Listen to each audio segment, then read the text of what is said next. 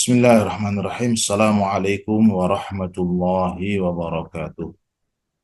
Innal hamdalillah nahmaduhu wa nasta'inuhu wa nastaghfiruh wa natubu ilaihi wa na'udzu billahi min syururi anfusina wa min sayyiati a'malina may yahdihillah fala mudilla lahu wa may yudlil fala hadiyalah. Asyhadu an la ilaha illallah wahdahu la syarika lah wa asyhadu anna Muhammadan abduhu wa rasuluh.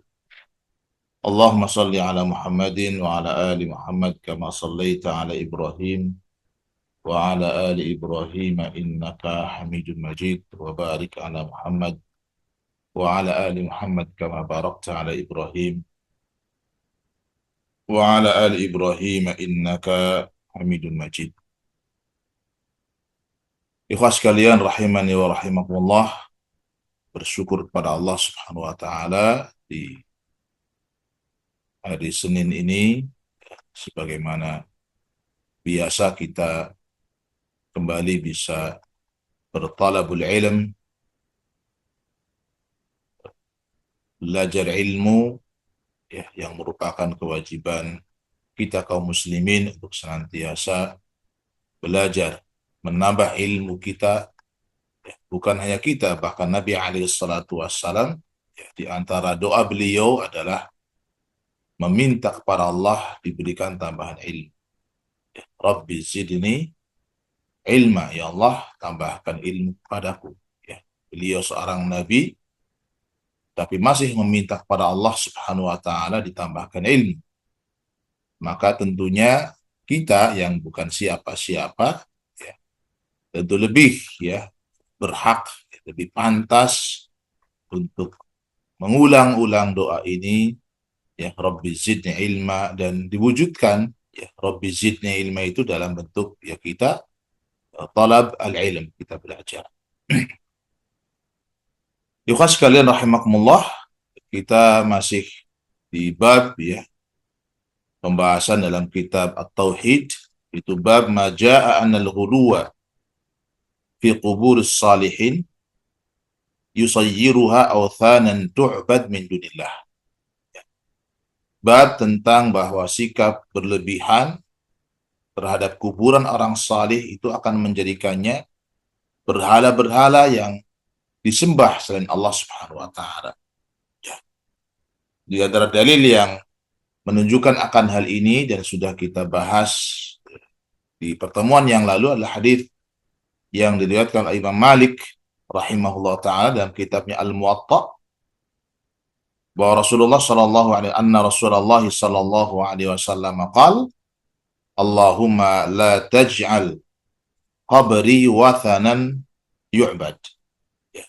Nabi alaihi salatu wasallam bersabda, ya Allah, jangan engkau jadikan kuburanku sebagai wathan, sebagai berhala ya yang disembah. Kenapa? Ishtadda ghadabullahi ala qaumin ittakhadhu qubur anbiya'ihim masajid. Karena Allah sangat murka, sangat besar kemurkaan Allah pada satu kaum yang menjadikan kuburan para nabinya sebagai masjid-masjid. Ini hadis ini kemarin sudah kita bahas, di mana wathan ya, la taj'al qabri wathanan, ya Allah jangan engkau jadikan kuburanku sebagai wathan, adalah kullu ma'ubida min dunillah. Ya, wathan itu setiap yang disembah selain Allah ya, baik dia berbentuk atau tidak berbentuk, disebut dengan wathan. Menjadikan kuburan sebagai masjid itu bisa dengan dua makna ya. Masjid dalam arti bangunan ibadah ya, atau masjid dalam makna tempat untuk orang beribadah saja walaupun tidak ada bangunannya ya. Kedua hal ini dilarang ya, menjadikan kuburan-kuburan sebagai tempat-tempat ibadah, apalagi dibangun masjid, maka itu adalah hal yang terlarang. Sehingga Nabi alaihi salatu wasallam di dalam hadis inilah bermohon kepada Allah Subhanahu wa taala agar kuburan beliau dijaga ya dari sikap, dari perbuatan orang-orang yang nantinya menjadikan kuburan beliau sebagai tempat-tempat ibadah. Karena Allah Subhanahu wa taala ya ishtadda ghadabullah ala qaumin ittakhadhu qubur anbiya'ihim masajid. Allah sangat murka terhadap satu kaum yang menjadikan kuburan-kuburan para nabinya sebagai masjid. Dan di sini khas sekalian rahimakumullah, ya, kita dapatkan Nabi alaihi salatu wasalam adalah menetapkan sifat ghadab, ya, istadda ghadabullah. Allah ditetapkan memiliki sifat ghadab, dan ghadab Allah, kemurkaan Allah adalah ghadab yang hakiki, sifat hakikiyah thabitah. Ya. Sifat yang hakiki, yang nyata, dan itu bagi Allah subhanahu wa ta'ala tetap. Ya. La tumathil ghadab al-makhluqin. Ya. Di mana sifat ghadab Allah itu tidak mungkin sama dan tidak boleh disamakan dengan sifat ghadabnya para makhluk. Ya. Laisa kamitslihi syai'un wa huwas samiul basir. Ya. Maka semua ayat, semua hadis yang berisi padanya penyebutan sifat Allah, penetapan sifat Allah, wajib bagi kita untuk menetapkan sifat tersebut, ya, secara hakiki, ya, yaliku bijalalihi wa azamatihi. Tentu, ya, penetapan sifat itu adalah sesuai dengan kebesaran Allah, ya, sesuai dengan keagungan Allah subhanahu wa ta'ala, ya, sifat yang hakiki yang sesuai dengan kebesaran dan keagungan Allah, yang tidak sama dan tidak mungkin sama dan tidak boleh disamakan, ditamthil, ya, dengan sifat-sifat para makhluknya. Maka di dalam menetapkan sifat Allah, ya, seorang muslim hendaklah menghindari 4 hal. Ya. Yang pertama, menghindari tashbih dan tamthil atau tamthil. Ya. Tidak boleh sifat Allah subhanahu wa ta'ala diserupakan, disamak-samakan dengan sifat makhluk. Ya. Benar secara nama mungkin sama. Ya, yad, tangan, ya, sama secara nama bahwa ada juga yad makhluk, ya, bahwa Allah misalnya menyebutkan punya ain, ya, tajri bi ayunina, ya, Allah menyebutkan bahwa Allah punya wajah, wa yabqa wajhu rabbika dzul jalali wal ikram. Allah adalah marah, ya, ghadab, ya, istadda ghadabullah sebagaimana dalam hadis ini, ya. Dan juga dalam hadis yang lain disebutkan misalnya Allah itu punya sifat ad-dhahik, tertawa. Yadhaku rabbuna, ya. Nah, ini semua adalah tidak boleh ditamthil, ya, tidak boleh diserupakan, disamakan dengan sifat-sifat makhluk. Sekalipun tadi secara nama sama, ya. Karena sama secara nama tidak mengharuskan sama secara realitas, secara hakiki, secara kenyataan. Dan itu, ya, terjadi pada makhluk, ya, di antara makhluk saja, ya, samanya nama tidak mengharuskan samanya hakikat, ya. Makhluk manusia punya tangan, kerak punya tangan, ya, maka berbeda, ya. Manusia tangannya sesuai dengan dia sebagai manusia, kerak dengan sifat tangannya maka sesuai dengan dia sebagai seekor kerak, ya. Apalagi ini antara al-khaliq Allah subhanahu wa ta'ala yang semua sifatnya adalah sifatu kamal, sifat yang maha sempurna, lalu dibandingkan dengan makhluk, maka itu tidak mungkin terjadi. Ya. Tidak bisa. Ya. Jadi, di dalam menetapkan sifat Allah, maka harus menghindari tamthil.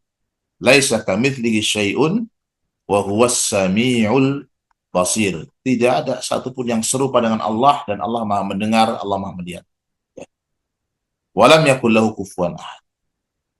Kemudian yang kedua adalah dilarang melakukan tahrif atau takwil, ya, menyelewengkan maknanya dari makna yang hakiki kepada makna yang majazi, ya.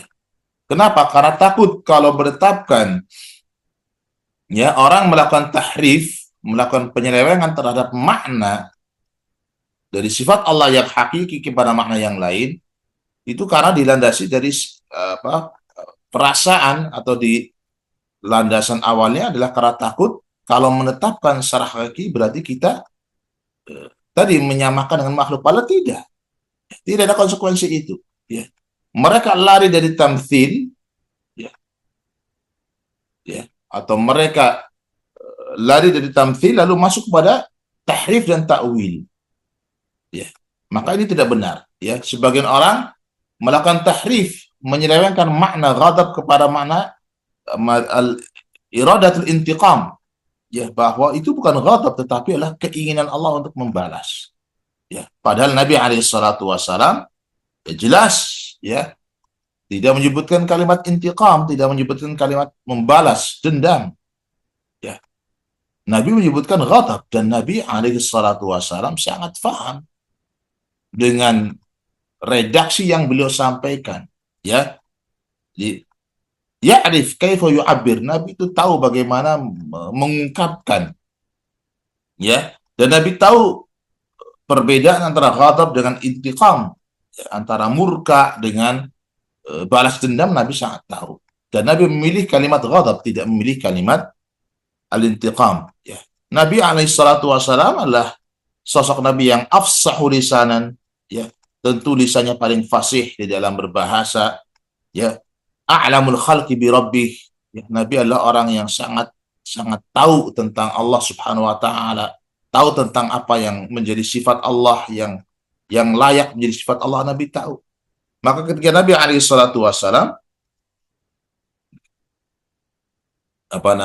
menetapkan sifat ghadab atau menetapkan sifat yang lain, Nabi tahu tentang hakikat bahwa Allah itu hakikatnya memiliki sifat-sifat tersebut. Nah, ini berlaku ikhwas sekalian terhadap sifat-sifat yang lain. Jadi tetapkan sifat itu secara hakiki. Tidak boleh diserupakan dengan makhluk, tidak boleh diselewengkan maknanya kepada makna majazi. Ya. Kemudian yang ketiga adalah dilarang takyif. Takyif itu adalah menggambar-gambarkan. Oh, kalau Allah punya sifat ghadab berarti ghadabnya begini dan begitu. Nggak boleh. Kalau Allah punya sifat yad, oh berarti yad Allah, tangan Allah begini dan begitu. Tidak boleh mentakyif, menggambar-gambarkan. Kenapa? Karena ya, sifat Allah gaib. Ya. Sifat Allah itu gaib. Tidak terlihat oleh mata telanjang kita. Ya. Sebagaimana kita tidak bisa menggambarkan tentang zat Allah Subhanahu wa ta'ala. Dan tidak ada yang berani menggambar-gambarkan tentang zat Allah. Karena itu gaib. Maka demikian pula tidak boleh kita menggambar-gambarkan, membayang-bayangkan tentang sifat Allah Subhanahu wa taala. Karena al-qaulu fis sifat far'un anil qauli fid dzat. Ya, berbicara tentang sifat Allah itu adalah cabang dari berbicara tentang zat Allah. Ya. Maka hindari kita menggambar-gambarkan tentang sifat Allah. Ya, karena nanti akan terjatuh pada tamtsil. Oh, kalau begitu ya berarti sifat Allah seperti ini. Ya, karena takut terjatuh pada tamtsil, akhirnya dia mentahrif. Ya. Lebih buruk dari itu adalah yang keempat, at-ta'til. Tidak boleh kita menolak. Ya. Menolak itu juga sebabnya kenapa? Karena orang sudah mentamtsil terlebih dahulu. Ya. Orang sudah menggambarkan terlebih dahulu sifat Allah demikian, lalu diserupakan dengan makhluk. Oh, kalau begitu saya, supaya tidak terjatuh dalam sikap menyerupakan sifat Allah dengan makhluk, sudah saya tolak saja. Saya tidak mengimani sifat itu. Maka ini juga kesalahan. Ya. Jadi tetapkan sifat-sifat Allah sebagaimana Allah menetapkannya. Dan kita tetapkan sesuai dengan kebesaran dan keagungan Allah Subhanahu wa ta'ala. Tanpa bertanya bagaimana sifat Allah, karena para sahabat juga tidak pernah bertanya tentang bagaimana sifat Allah. Diterima oleh para sahabat. Nabi bersabda, istadda ghadabullah ala qaumin, ya, ittakhadhu qubur anbiya'i masajid. Sudah berhenti mereka. Oh, Allah punya sifat ghadab. Ya. Datang ayat tentang misalnya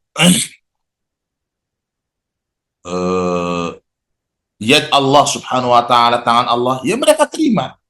Kita tidak mendapatkan atau belum mendapatkan ya riwayat bahwa para sahabat bertanya tentang bagaimana sifat Allah Subhanahu wa ta'ala. Sehingga Imam Malik rahimahullah ta'ala ya, memberikan satu kaidah tentang sifat-sifat Allah adalah ketika orang bertanya tentang bagaimana sifat Allah, maka beliau mengatakan al-istiwa'u ma'lum. Ya, orang bertanya kaifa istawa? Ya, Allah berfirman ar-Rahmanu 'alal 'arsy istawa. Allah Ar-Rahman beristawa di atas arsy-Nya, tinggi. Irtafa'a wa 'ala wastaqarra. Ya. Tinggi di atas arsy, bertempat di atas arsy, ya. Maka kemudian ada orang bertanya kepada Imam Malik, Kaifa istawa? Bagaimana Allah istawa? Ya, sementara istawa itu kalimat yang sudah difahami maknanya oleh orang Arab. Jelas maknanya. Dan tidak ada orang Arab yang bertanya. Lalu ada orang bertanya kepada Imam, kaifa istawa? Maka beliau jawab dengan satu kaidah yang bisa kaidah ini dipakai untuk sifat-sifat yang lain, ya. Al-istiwa ma'lum. Ya. Istiwa atau istawa itu sudah difahami maknanya, maklum, maklumul makna. Wal kaifu majhul, tapi kaifiyah bagaimana istawa itu tidak diketahui, hanya Allah yang Maha tahu. Ya, wassu'alu anhu bid'ah wal imanu bihi wajib. Ya. Beriman Allah itu beristawa hukumnya wajib, tapi bertanya bagaimana Allah beristawa itu adalah perkara yang bid'ah karena tidak pernah ditanyakan oleh para sahabat. Jadi ikhwatal iman rahimakumullah, hadis ini ya, la taj'al qabri wathan yu'bad istadda ghadabullah ala qaumin ittakhadhu qubur anbiya'ihi masajid, ya. Itu adalah memberikan kepada kita beberapa faidah, ya. Di antara faidahnya adalah qasdu al-qubur li ta'zimiha ibadah, ya. Sengaja mendatangi satu kuburan untuk kemudian mengagungkan kuburan itu, ini termasuk bentuk peribadatan, ya. Ibadatun laha fayakunu syirkan mahma kana quruba sahibuha minallah, ya. Bisa terkategorikan kesyirikan, ya, sekalipun pemilik kuburan itulah orang-orang yang dekat dengan Allah Subhanahu wa taala, ya. Yang kedua, itsbatu sifatul ghadab. Ya, dalam hadis ini ada penetapan sifat ghadab, sifat murka Allah. Ya, tentu murka yang alal wajhil la'iq bihi subhanahu wa ta'ala. Kemurkaan yang sesuai dengan kebesaran Allah Subhanahu wa taala. Ya. Faedah yang ketiga adalah tahrim bina'il masajid ala kubur, diharamkannya membangun, ya, masjid-masjid di atas kuburan. Kita sudah menyampaikan, ya, antara kuburan dengan masjid ini mana yang duluan. Ya, ketika yang terlebih dahulu ada adalah kuburannya, lalu masjid dibangun di atas kuburan itu, maka masjidnya yang dibongkar. Kalau yang lebih dulu terbangun adalah masjidnya, masjid sudah dibangun di tempat yang steril, yang bersih, tidak ada kuburan. Lalu ada orang yang dianggap saleh, atau mungkin pemilik masjid itu yang mewakafkan, atau mungkin seorang ustadz yang dianggap baik, saleh, meninggal, lalu kemudian sengaja dikuburkan di masjid itu, maka kuburannya yang kemudian dibongkar. Ya. Jadi nggak boleh, ya, tahrimu bina'il masajid al kubur. Ya. Kemudian yang keempat adalah tahrimus salat, ya, indal kubur walau lam yubna masjidan. Tidak diperbolehkannya, diharamkannya salat di kuburan-kuburan sekalipun, ya, di kuburan itu tidak dibangun masjid. Kenapa? Karena masjid bukan sekedar bangunan dengan temboknya, dengan mihrabnya, tetapi masjid juga adalah tempat-tempat yang dipakai untuk sujud, itu disebut dengan masjid. Ini hadis yang kemarin. Kemudian penulis rahimahullah ta'ala membawakan dalil yang lain tentang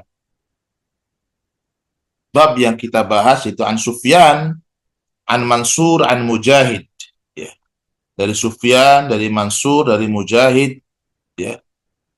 Firman Allah Subhanahu wa taala, ya, afara'aitumul lata wal uzza wa manata tsalitsata al-ukhra alakumudz dzakaru wa lahul untha tilka idan hisbatun diza. Tidakkah kalian melihat, ya, afara'aitum, akhbiruni, beritahukan aku tentang Al-Lat, Al-Uzza, wal Manat, ya, Al-Thalithat al-Ukhra, dan Manat yang ketiga, yang terakhir disebut dengan Al-Manat. Ini adalah nama-nama berhala-berhala, Tuhan-Tuhan yang disembah oleh orang-orang Quraisy saat itu. Qala kana yaluttu sawiq, kana yaluttu lahumus sawiq. Al-Lat, ya, afara'aitumul lata, tidak kalian melihat kepada Lat. Lat itu, Al-Lat yang dipertuhankan oleh Quraisy adalah dulunya kana yaluttu lahumus sawiq, orang yang suka membuat, ya, adonan roti, ya, apa namanya, gandum ya, ditumbuk ya, kemudian diaduk dicampur dengan kurma atau yang sebagainya untuk kemudian dimakan ya. Dia adalah orang yang baik yang suka membuat makanan-makanan yang makan ini kemudian dibagikan kepada orang-orang yang berangkat haji ya. Famata ya. Kemudian orang ini meninggal ya. Fa'akafu ala qabri. Begitu meninggal orang-orang suka duduk ya, apa namanya, duduk-duduk di kuburannya. Wa kadza qala Abul Jauza, demikianlah juga yang dikatakan oleh Abul Jauza an Ibnu Abbasin, dari Ibnu Abbas radhiyallahu anhuma, kana yalutus sawiqa lil hajj ya. Jadi lat itu dulu adalah katanya orang yang suka membuat adonan roti untuk orang-orang yang haji ya. Apa yang menjadi munasabah ya,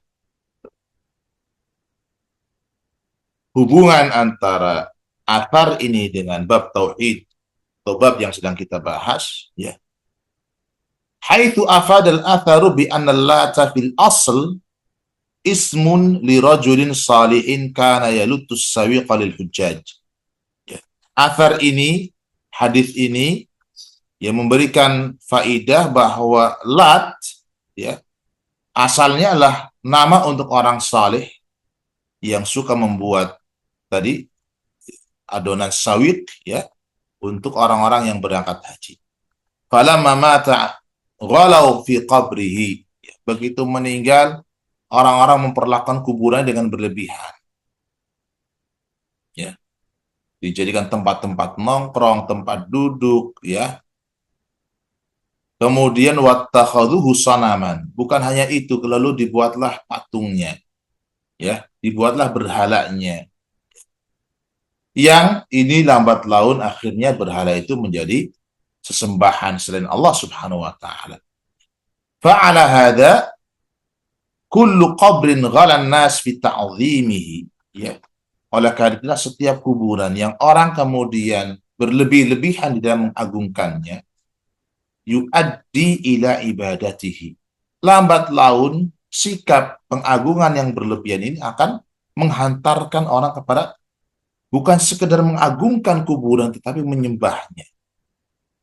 Sekalipun mereka tidak mau menamakan itu sebagai ibadah. Ya. Kami kan cuma zikir, kami kan cuma ini, kami ya. Tapi hakikatnya mereka beribadah. Ya. Seandainya pun mereka tidak beribadah, nyembah si pemilik kubur, paling tidak adalah mereka jatuh kepada satu kebidaan, yaitu menganggap bahwa beribadah di tempat itu walaupun kepada Allah itu lebih afdal. Akhirnya masjid-masjid menjadi kosong ditinggalkan, justru kuburan-kuburan yang rame ya.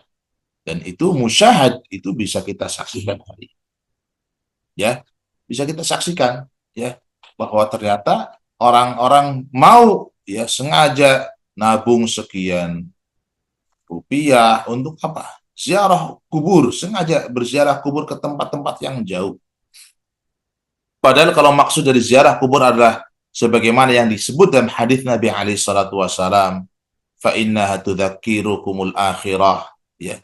Ziarah kubur untuk mengingat kematian, mengingat tentang hari akhir ya. Maka tidak perlu orang kemudian bersusah payah ke tempat-tempat yang jauh. Kuburan yang ada di kampungnya dia datang di situ ya, mengambil pelajaran, mendoakan yang mati di situ ya, kemudian mengambil pelajaran bahwa kita juga akan mati ya.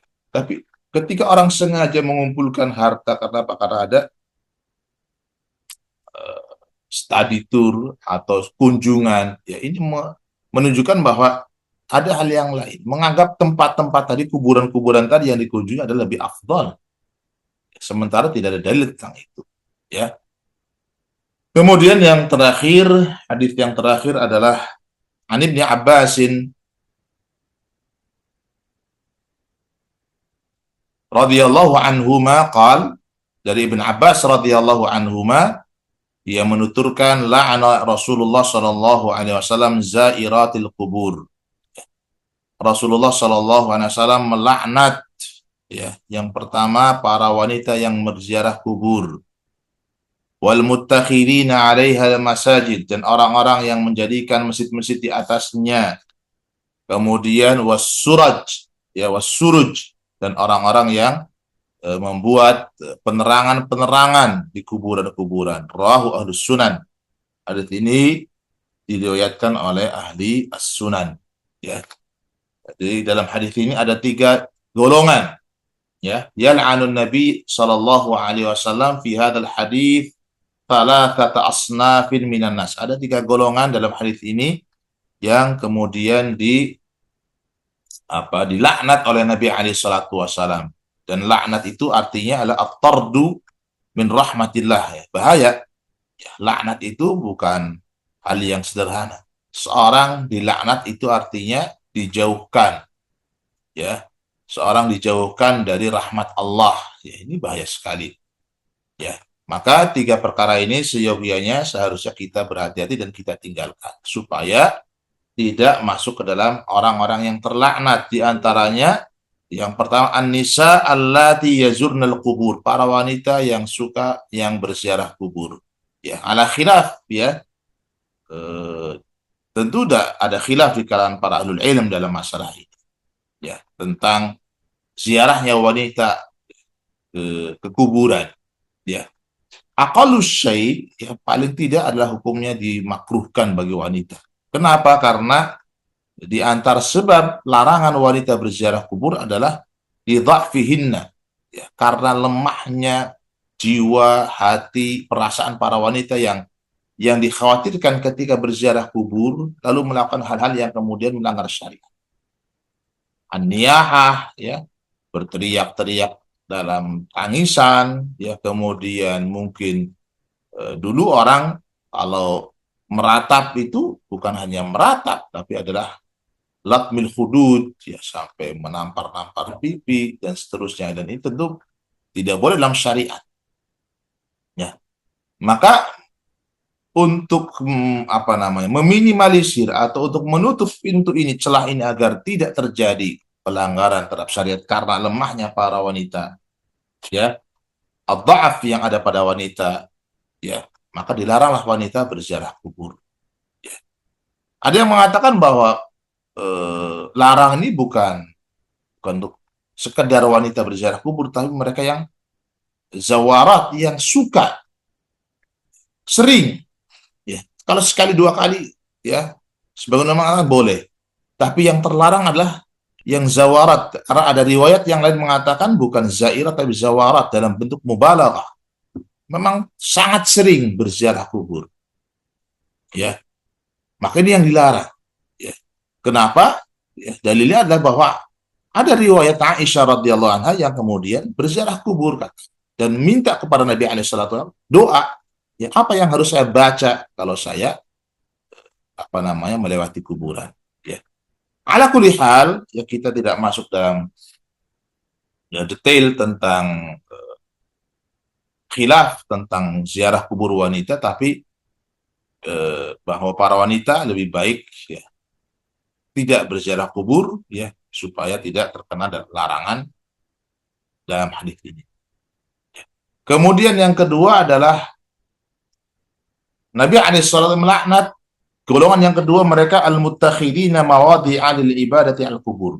Orang-orang yang menjadikan kuburan-kuburan sebagai tempat-tempat ibadah, ya, sebagai tempat-tempat untuk beribadah, ya, tempat untuk salat, tempat untuk orang baca Quran, ya, tempat untuk orang berzikir, tempat untuk orang berdoa, sekalipun doanya kepada Allah, ya, tentu zikirnya juga kepada Allah Subhanahu wa taala, ya. Tapi ketika menjadikan kuburan sebagai tempat untuk ibadah, ya, apalagi ditambah dengan keyakinan bahwa beribadah di tempat itu lebih afdal, lebih khusyuk, ya, merasa lebih mustajab doanya, maka ini adalah sebuah kemungkaran yang lain. Kemudian yang ketiga, wal mush'ilin as-suruj 'alaiha lima fi dzalika min idha'atil mal biduni fa'idah, ya. Orang-orang yang menjadikan kuburan tempat yang terang benderang dengan segala penerangannya, ya, memasang lampu-lampu ya yang luar biasa. Yang ini tentu masuk dalam idha'atul mal, ya, uang menghambur-hamburkan harta, juga akan berpengaruh kepada sikap orang lalu mengagungkan kuburan. Apalagi kemudian dihias kuburan itu, dibentuk sedemikian rupa dengan penerangan yang luar biasa. Ya, akhirnya orang menjadi mengagungkan kuburan dengan berlebihan, ya, maka terjadilah setelah itu adalah sikap beribadah ya kepada kuburan-kuburan tersebut, ya. Maka saddan lidzari'ah, menutup celah ya supaya tidak terjadi kemungkaran yang lebih besar, ya. Perkara-perkara ini adalah dilarang oleh Nabi SAW, bahkan bukan hanya dilarang, Nabi melaknat ya para pelakunya. Maka ikhwas sekalian, ada beberapa faidah ya yang bisa dipetik dari hadis ini. Yang pertama, jawazul la'nil fusaq ala sabilil umum. Bolehnya melaknat orang-orang yang berbuat fasik, berbuat dosa, tapi secara umum, bukan ditakyin, bukan secara individu, ya, bukan ditunjuk hidung, ya. Dan ini bukan hanya melaknat orang yang fasik, ya. Mengkafirkan secara umum boleh. Orang yang berbuat ini hukumnya kafir, misalnya. Orang yang melakukan ini hukumnya fasik, orang yang melakukan ini maka itu bid'ah. Tapi secara umum, ya, bukan diturunkan hukum itu secara khusus, secara person, individu, tidak. Ya, tidak boleh, ya, orang melakukan maksiat lalu kita katakan ya fasik, boleh, ya. Atau orang ada yang melakukan kekufuran kemudian kita panggil ya fulan, ente kafir, nah, itu tidak diperbolehkan karena tentu untuk menghukumi secara individu seorang dikatakan kafir, syirik, ya, fasik, itu adalah dibutuhkan ilmu, ya. Ya tentu bukan otoritas kita. Biarkan itu menjadi bagiannya para qudat, para hakim, adapun kita adalah bagiannya berdakwah, ngajak orang. Nabi SAW, ya, kalau kita baca riwayat-riwayat, maka laknat beliau adalah laknat secara umum. Ya, la'anallah, ya, akilah riba, Allah melaknat orang yang memakan harta riba, wa mukilah yang memberikan makan dengan harta riba, wa katibah yang menuliskan akad riba, wa syahideh yang menjadi saksi dalam akad riba, ya, semuanya sama terlaknat. Tapi itu secara umum, tidak sedang berbicara individu-individu tertentu. Sehingga kalau ada orang yang mohon maaf, mungkin bekerja di tempat-tempat riba, tidak boleh antum panggil fulan sini, antum terlaknat. Ya, kenapa? Rasul mengatakan nggak boleh. Karena kita tidak tahu, mungkin dia tidak paham tentang hukum riba, ya. Atau mungkin ada sebab-sebab yang lain sehingga dia tetap bekerja di tempat yang riba. Ya, Rasul SAW melaknat beberapa golongan dari wanita-wanita, ya. La'anallah, ya, al-wasilat wal mustausilat wal washimat dan seterusnya. Allah melaknat wanita yang menyambung rambutnya, yang diminta sambung rambutnya, yang bertato, yang diminta ditato, yang mencukur alisnya, yang minta dicukurkan alisnya. Tapi itu kan secara umum. Tidak kemudian lalu kita temukan wanita bertato atau mungkin laki-laki bertato, kita katakan Anda terlaknat. Nggak boleh, ya. Atau orang mengikir giginya, ya, lalu kita katakan Anda terlaknat. Ada orang yang menyambung rambutnya dengan sanggul, dengan wig misalnya, lalu kita katakan Anda terlaknat, tidak boleh, ya. Ya, jadi yang diperbolehkan adalah laknat secara umum. Yang kedua, hadis ini memberikan faedah tahrim ziaratul kubur linisa, diharamkannya ziarah kubur bagi wanita. Yang ketiga, tahrim ittikhadil masajid was suruj 'alal kubur, dilarangnya, diharamkannya menjadikan masjid-masjid, membuat penerangan-penerangan pada kuburan-kuburan. Kemudian yang keempat, min maqasidis syariah saddu kulli ma yuaddi ila syirik. Di antara maksud syariat, maqasid syariah adalah menutup segala jalan yang menuju kesyirikan, itu harus ditutup, ya. Kemudian yang kelima, tahrim idha'atil mal biduni faidah, Diharamkannya menghambur-hamburkan harta, menyia-nyiakan harta tanpa faidah yang jelas. Ya.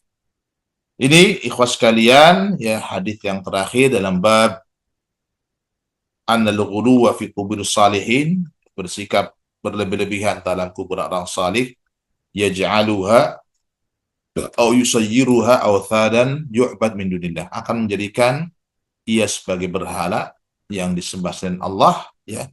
Maka kita selalu, ya, bermohon kepada Allah Subhanahu wa taala.